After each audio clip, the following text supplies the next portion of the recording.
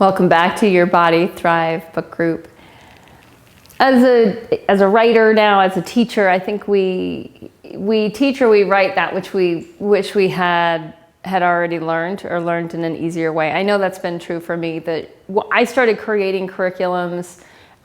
This Body Thrive book actually emerged from a 2-hour workshop I first taught in either 2000 or 2001.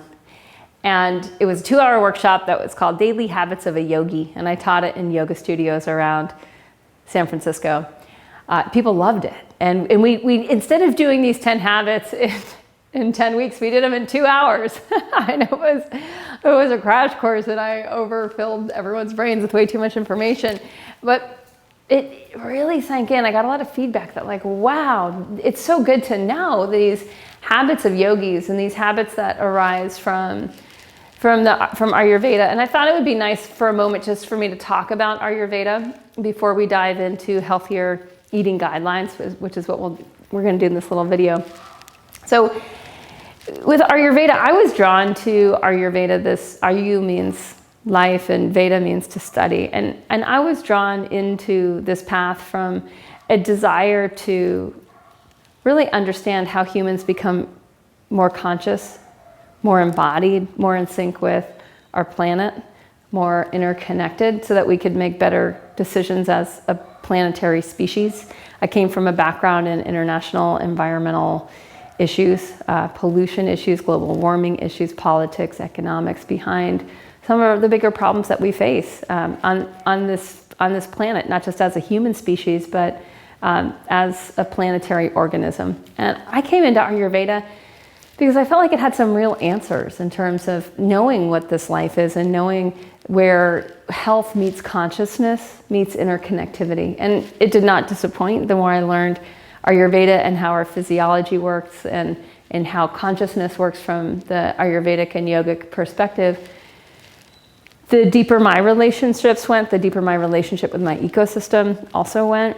And the more I started to realize that we get to design the life that we want and have the kind of impact that we want in this lifetime. And that's powerful. So I just wanted to give a little introduction of where I came from. Because I know when a lot of people see an Ayurvedic practitioner, it's all about like, what are you eating? It can feel like, what are you doing wrong?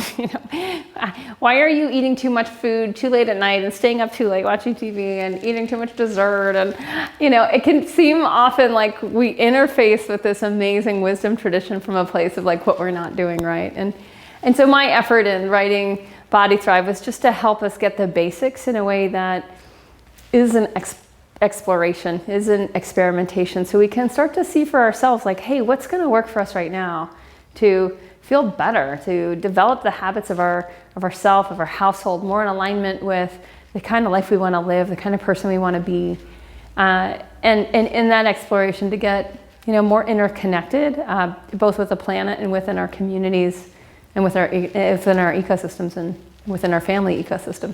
So now let's just start by recognizing that in your book club, you've learned a lot in a short period of time. Again, we're not looking for mastery here, but we are looking for experimentation and for just simply noticing. By now, you may have identified a keystone habit, one that really makes your life better, one that's pretty non-negotiable for if you're going to have a great day the next day.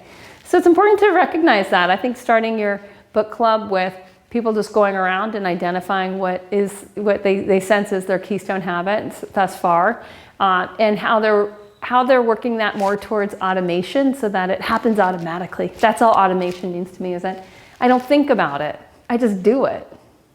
What's interesting too for me, I've had different keystone habits at different phases. Early or later dinner's definitely been one. Early to bed definitely been one. Hydrate, eliminate's been in there. Breath body practices has. And for me, the breath body practices are the non-negotiable. Even if I stay up too late and eat too much and don't poop, if I don't exercise, it's kind of like game over for me personally. Like that's, for other people, I know it's meditation. Other people self-massage. But whatever it is, starting to understand that non-negotiable nature of that habit and looking at how do you make that absolutely happen no matter what. And what I want to say on this is it doesn't mean that resistance doesn't rear its ugly head, its resistant head, right? It doesn't mean that that habit happens automatically and resistance never appears. Because in my experience, resistance might be there most times. And it just doesn't matter, you just do it anyways, regardless of how you feel about it, whether you want to do it or not, whether you can come up with 25 amazing excuses, oh, why today is the day to not open your breath body or not poop or not meditate or whatever it is for you. And we just want to, I just want you guys to talk about that. Like, what's your keystone and how does it not matter when resistance arises, and start to just explore that as a group. All right, so now going into healthier eating guidelines, when I was looking at like, how do I squeeze Ayurveda into 10 habits, when the eating part is such a big part. And so I looked at the healthier eating guidelines just as a chunk of wisdom that can help people, especially people with energy issues, sleep issues, immune issues, digestive issues, skin issues, like really the bigger issues, right? Like it doesn't particularly matter. And look at the deep wisdom of Ayurveda and digestion. So in Ayurveda, as a practitioner, we're taught to first diagnose what's happening with the digestive tract before we look at anything else. I was just in one of my forums with the yoga health coaches. We have a number of doctors, we have a number of nurses as well in that program, and there was a post the other day about like, is it really true that the typical doctor has less than 10 hours of training in nutrition? And the answer was from the two doctors on the forum, and was like, actually, it was less than that. So when we look at things like healthier eating guidelines, they're often missing in the way that we've been raised, we've been educated. I know I took biology both in high school and then in college. I took a full solid year of biology courses ranging from like animals, plants, and genetics. And I never really studied the human physiology and optimizing digestion for health. I took a number of health-related classes, and we never really looked at this the way that a very beginning Ayurvedic student will investigate digestion and healthier eating guidelines. So if you're violating most of the healthier eating guidelines, like, of course you are. If you're raised like me, like, why wouldn't you?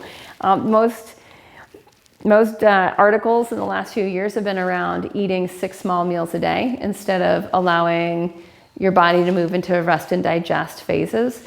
There probably hasn't been much education in your life around ama, or about the stuff that appears on your tongue. You probably don't know how to read your tongue. You probably just haven't been using a tongue scraper until lately in your life. And so some of these really basic healthier eating guidelines, just probably haven't been part of your field of awareness. For those of you who've been teaching yoga, the idea of practicing on an empty stomach may have been part of the first introduction to generating a deeper digestive fire and refining the way you use the energy of transformation in your practice.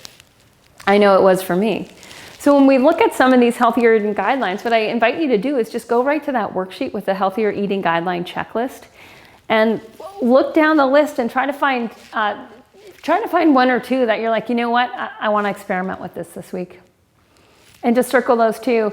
And then if you really only want to do one, that's fine too. And just circle that one, and then go around the group and everyone say their one, and maybe say why, like why that one seems like it's most in line with what you want to be doing right now. And then next week, check in on that one and just see like, hey, what happened? I've seen really amazing things happen with the healthier eating guidelines. As people move more into the rest and digest phase, stress plummets. Like even people who are like overwhelmed and their job's super intense and they're a mom and they've got 3 kids and they're blah, blah, blah, right? And it's just like so much. They change the way they're eating and start to enable meal spacing and just have water between meals, and their stress goes down. Their job's the same. They still have 3 kids. They're still running their life, but their perceived level of stress plummets. And it's so important we start to experience what the rest and digest phase feels like. what we are like when we're operating from that, instead of just like looking for the next thing to inject into our mouth based on our emotional experience. It's profound. So I invite you to explore in this. For those of you who are, you feel like the 6 small meals a day is working for you, or you have hypo or hyperglycemia, I still really invite you to check it out. I've seen so many people cure themselves of hypo and hyperglycemia by just getting onto 3 regular meals a day, getting their body into fat metabolism instead of sugar metabolism, and experiencing what rest and digest is all about.